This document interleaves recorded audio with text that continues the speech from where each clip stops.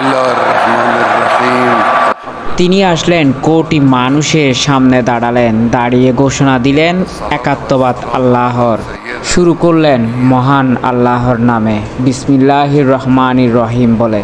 বলছিলাম ইরানের সর্বোচ্চ ধর্মীয় নেতা আয়াতুল্লাহ আলী খামেনির কথা। দীর্ঘদিন পর অবশেষে আসলেন জনসম্মুখে।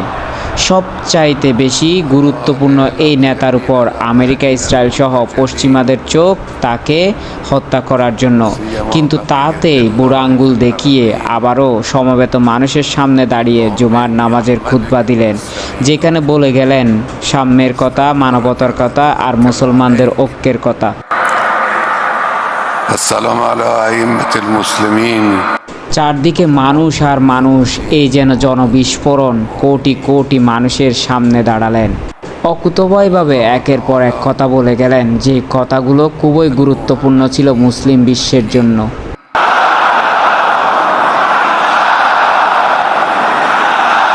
সমবেত মানুষও আওয়াজ তুললেন আয়াতুল্লাহ আলী খামেনির হয়ে, পূর্ণ সমর্থন জানালেন তার ঘোষণাগুলোকে। আর তার ঘোষণা থেকে পরিষ্কার হচ্ছে মধ্যপ্রাচ্যে বড় ধরনের যুদ্ধ সামনেই হতে চলেছে।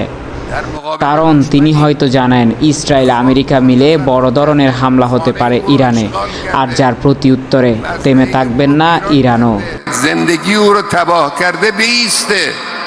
সারা মুসলিম বিশ্ব এক অভিন্ন হয়ে এই যুদ্ধে লড়াই করার জন্য ঘোষণা দিলেন এবং আহ্বান জানালেন তিনি।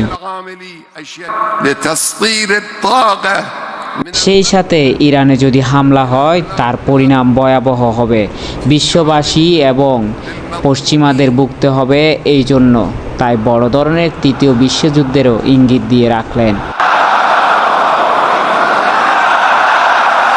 সর্বশেষ এই নেতাকে দেখা গিয়েছিল যখন সেই দেশেরই বিপ্লবী গার্ডের সবচেয়ে গুরুত্বপূর্ণ সদস্যকে ইসরায়েলিরা নির্বিচারে মেরে ফেলেছিল তখন।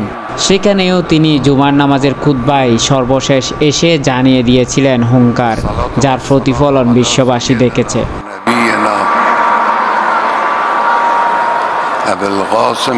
এইবার হিজবুল্লাহর প্রধান নাসেরুল্লাহর মৃত্যুর পর আবারও প্রকাশ্যে এসে শোক জানালেন এবং বললেন মুসলমানদের ঐক্যের বাণীর কথা।